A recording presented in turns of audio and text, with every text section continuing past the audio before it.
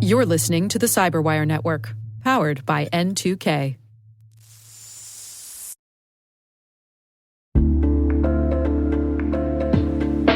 Hey everybody, Dave here. Have you ever wondered where your personal information is lurking online? Like many of you, I was concerned about my data being sold by data brokers. So I decided to try Delete Me. I have to say, Delete Me is a game changer. Within days of signing up, they started removing my personal information from hundreds of data brokers. I finally have peace of mind knowing my data privacy is protected. Delete Me's team does all the work for you with detailed reports, so you know exactly what's been done. Take control of your data and keep your private life private by signing up for Delete Me. Now at a special discount for our listeners. Today, get 20% off your Delete Me plan when you go to joindeleteme.com/N2K and use promo code N2K at checkout. The only way to get 20% off is to go to joindeleteme.com/N2K and enter code N2K at checkout. That's joindeleteme.com/N2K, code N2K.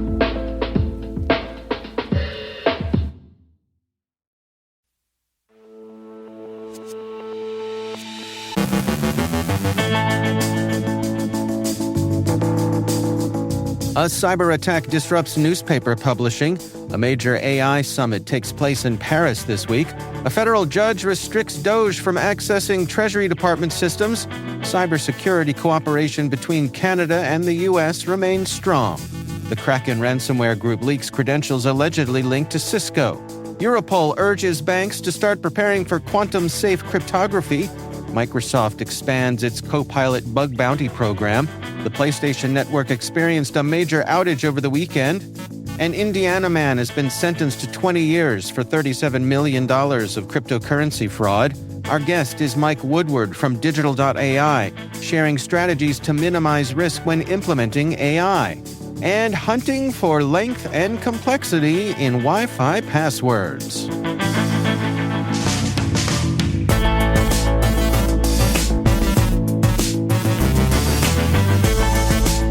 It's Monday, February 10th, 2025. I'm Dave Bittner, and this is your Cyberwire Intel Briefing.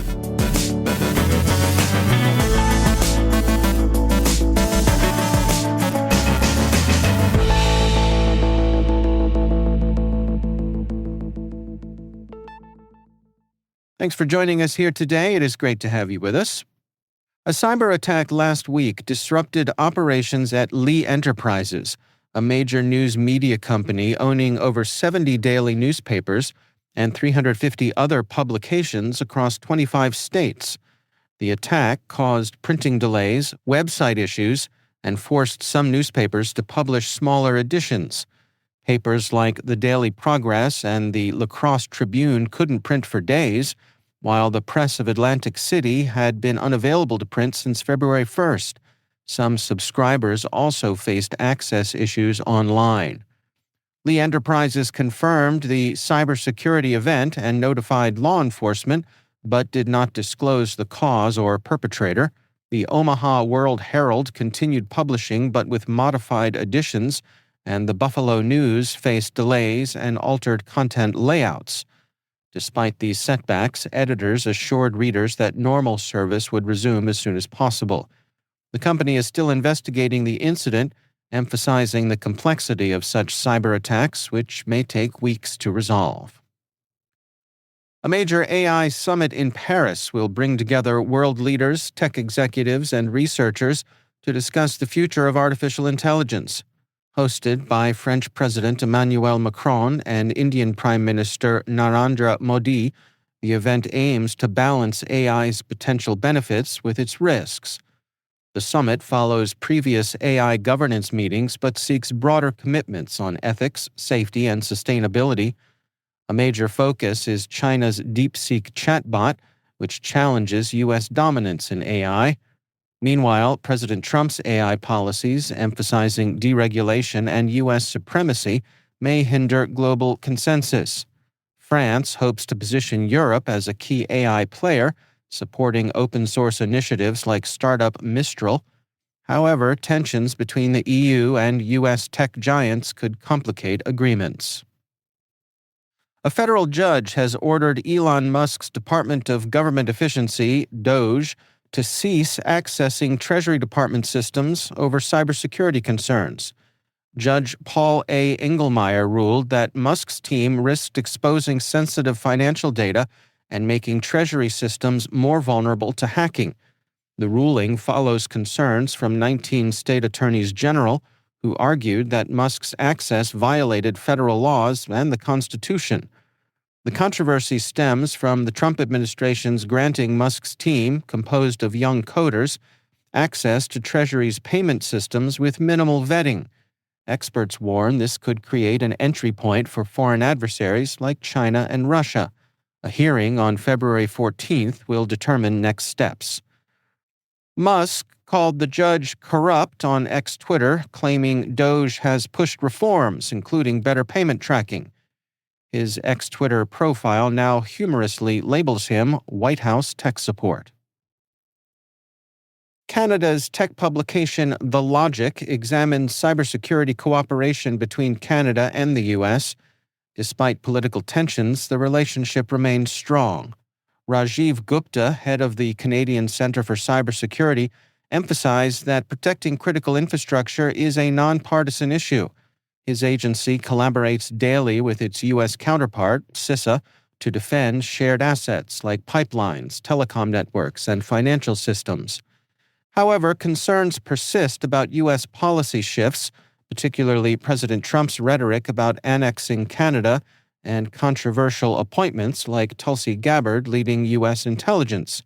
The Five Eyes intelligence alliance may be weakening. Meanwhile, Canada faces cybersecurity challenges, including gaps in private sector defense oversight and delays in implementing a unified cyber incident reporting system.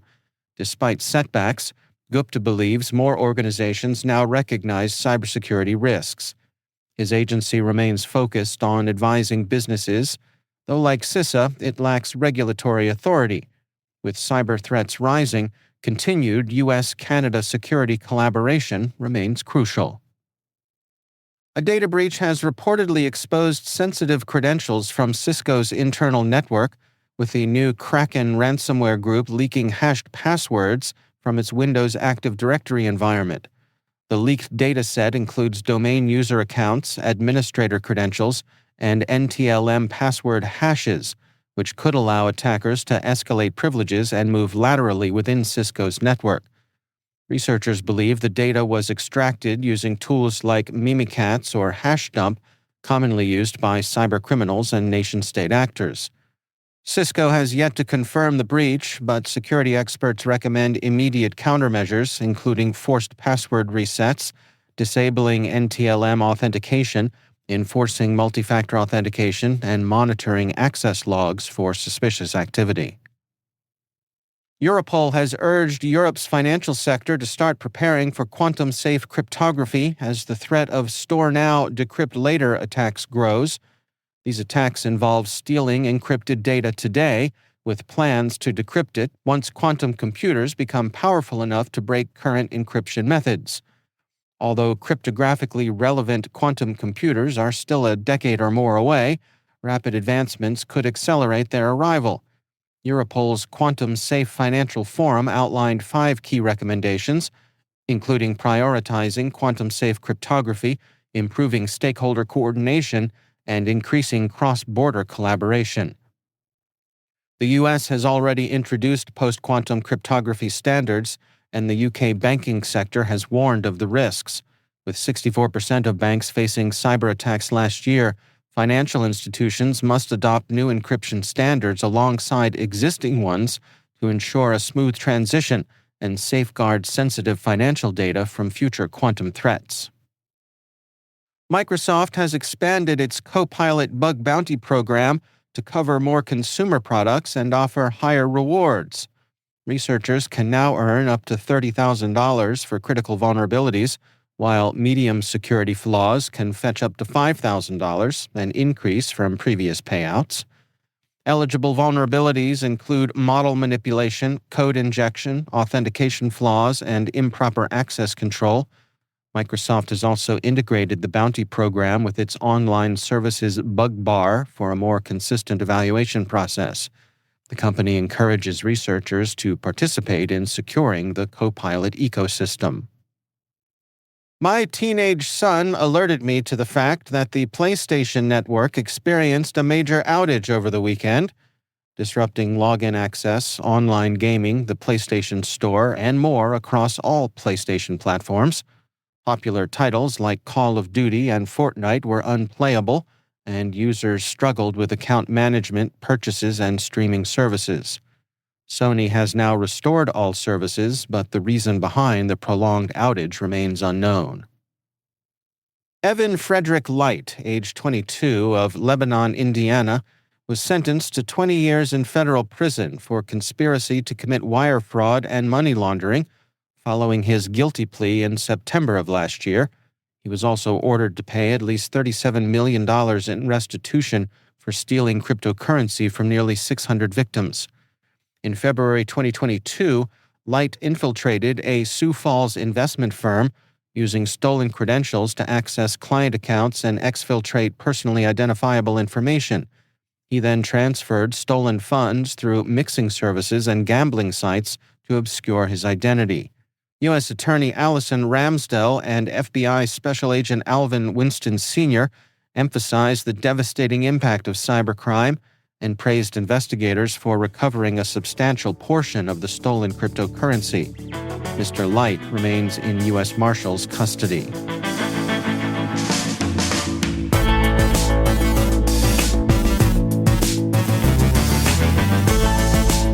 Coming up after the break, Mike Woodard from Digital.ai shares strategies to minimize risk when implementing AI, and hunting for length and complexity in Wi-Fi passwords. Stay with us.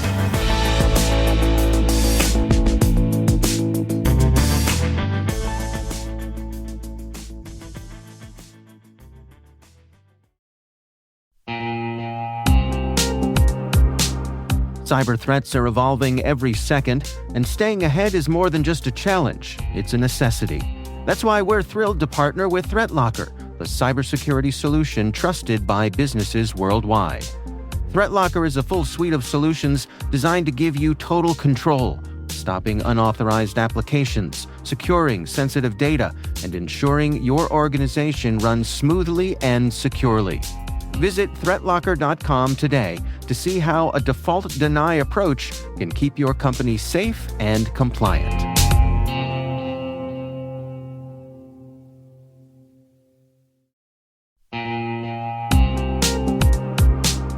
Do you know the status of your compliance controls right now? Like, right now. We know that real-time visibility is critical for security, but when it comes to our GRC programs, we rely on point-in-time checks. Look at this. More than 8,000 companies like Atlassian and Quora have continuous visibility into their controls with Vanta. Here's the gist. Vanta brings automation to evidence collection across 30 frameworks, like SOC 2 and ISO 27001. They also centralize key workflows like policies, access reviews, and reporting, and helps you get security questionnaires done 5 times faster with AI. Now that's a new way to GRC. Get $1,000 off Vanta when you go to vanta.com/cyber. That's vanta.com/cyber for $1,000 off.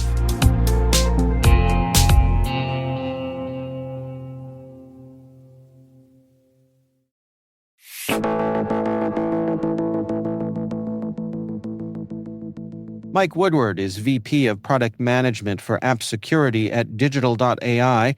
I recently caught up with him to discuss minimizing risk when implementing AI. I think we see lots of enthusiasm. We see less knowledge about where it might help. I think we're kind of in the let's kick the tires on some things, do some experimentation, figure out what makes sense. And probably depending on the size of the organization, let's not try to do everything at once. So, you may be trying it in, one division or trying something with your engineering team. The DevOps folks may be trying something else. But figuring out what's going to make the most sense for an organization overall is, I think, where we are right now.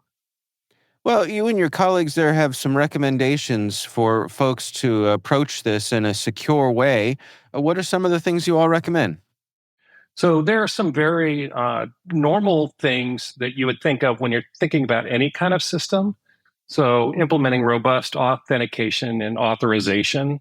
You certainly want to make sure that who you think you're interacting with is really that person or that system, and that they're only able to do the things that you expect them to be able to do. I mean, that's regardless of what kind of system you're doing, that is always a good place to start. Um, Maintaining kind of the integrity and the privacy of your system. So using appropriate controls on your systems and encryption for passing, packets back and forth. You can, prevent, man-in-the-middle attacks, things like that. Um, for those systems, doing regular updates and patches. You certainly want to stay up to date with your software. And, when CVEs come out, make sure that all of those have been taken care of in your systems. And those are some of the kind of the things that everybody does everywhere or should do everywhere. But then when we get to AI, there's some things that are maybe a little bit more special in terms of securing the models and the algorithms. These are, the intellectual property, the secret sauce, that some of the threat actors would want to get to. And so making sure that there's not a way in the system for somebody to exfiltrate that data when you think, that they shouldn't be able to. You want to make sure that they really can't. And also proactively monitoring your systems to make sure that, anomalies show up. If all of a sudden you see a lot of data going out when you expect data to just go out in kind of paragraphs at a time or something like that, those things should be monitored so that you can catch it and stop it, so that you can investigate it. How big a part do you suppose that user education plays here? Reminding folks to be careful what you put into that AI system. Well, it depends on who you're trying to protect at that, at that point. The users certainly, need to know if, their data is going to be held confidentially. Certainly, you don't want to be interacting with kind of a pseudo AI or an imposter AI and be giving, health information, personal information of whatever sort. And so I think we need some of the same kind of campaigns for interacting with AIs that, many organizations have for identifying phishing attempts or something like that, so that, you just have to be a little bit on the lookout for things that seem a little bit suspicious. So certainly things like that. It seems to me like there's this tension right now between people's understanding that there are security issues with AI, but then also this desire to use it for as many things as possible, or else risk being left behind. Yeah, the risk being left behind, nobody wants to think about that. This is arguably the biggest wave that we've had in a long time. And, if you want a good ride, you're going to have to make sure you catch this one. But again, in that experimentation phase, the generative AIs have not been, kind of available in the mainstream for very long. And so people don't know exactly what to do with it. They don't understand exactly how it's going to help them or how much it's going to help them. They also have probably visions in their heads of, the Matrix or something else, and not knowing, is AI going to be our ultimate downfall? So all kinds of things that are kind of personal intrinsics come into play here when people are thinking about what to do with it and how fast and what to trust it with. Do you have any recommendations for the security folks when it comes to communicating to the powers that be in their organization. They're seeing that enthusiasm come, let's say, from the board of directors who sends down a mandate that, it's going to be AI all the time. How do you balance that with the real world need to keep things safe? Well, there are probably some things that you can do. And it's like, okay, what are we trying to accomplish with AI? And make sure that we're able to look at the results a little bit down the road and say, are we getting what we thought we were getting for our investment? For one thing. Another thing is if you're starting to look at vendors, to make sure that you vet them properly. You work with your legal team and find out what we can do and what we can't do in terms of consuming various AI models and sharing or not sharing our data with kind of the wider population. So there are several things there that I think you can do that maybe just tapping the brakes a little bit and alerting maybe that board of directors that AI holds a lot of promise, but it's not a silver bullet, and it's not something that you can just say, oh, just turn it on and we'll be good all over. Our thanks to Mike Woodard from Digital.ai for joining us.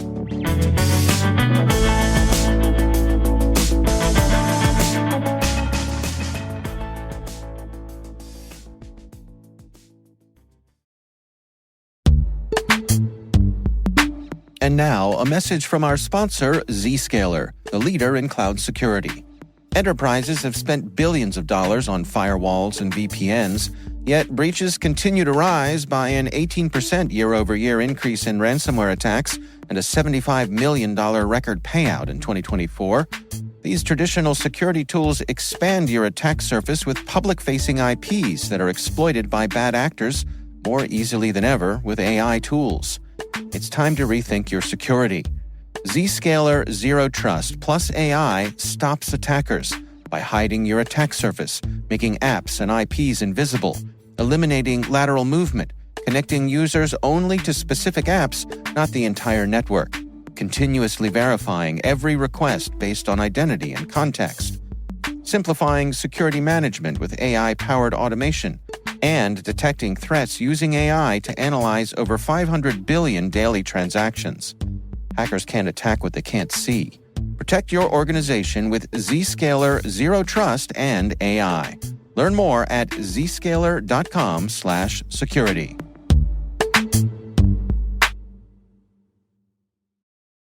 This episode is brought to you by Shopify. Forget the frustration of picking commerce platforms when you switch your business to Shopify, the global commerce platform that supercharges your selling wherever you sell. With Shopify, you'll harness the same intuitive features, trusted apps, and powerful analytics used by the world's leading brands. Sign up today for your $1 per month trial period at shopify.com/tech, all lowercase. That's shopify.com/tech.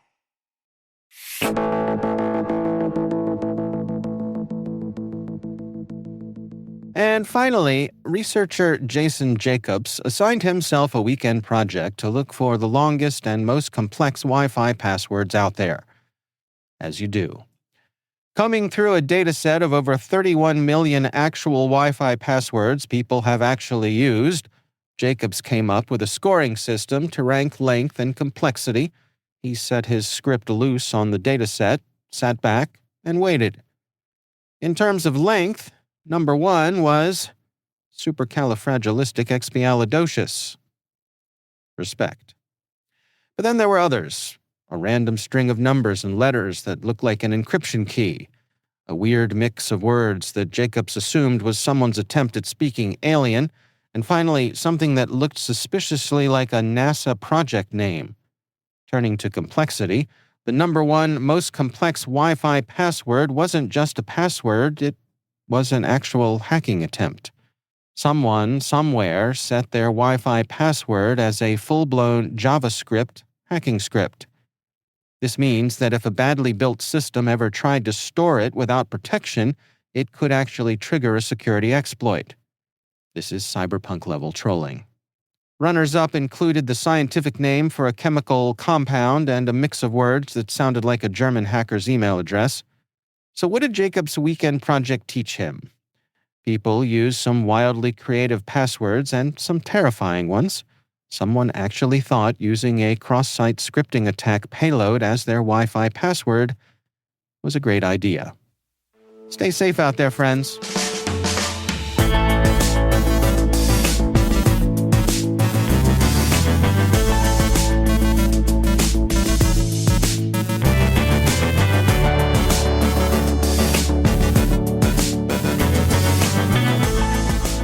And that's the Cyberwire. We'd love to know what you think of this podcast. Your feedback ensures we deliver the insights that keep you a step ahead in the rapidly changing world of cybersecurity. If you like our show, please share a rating and review in your favorite podcast app. Please also fill out the survey in the show notes or send an email to cyberwire@n2k.com. N2K's senior producer is Alice Carruth. Our Cyberwire producer is Liz Stokes. We're mixed by Trey Hester with original music and sound design by Elliot Peltzman. Our executive producer is Jennifer Iben. Peter Kilby is our publisher, and I'm Dave Bittner. Thanks for listening. We'll see you back here tomorrow.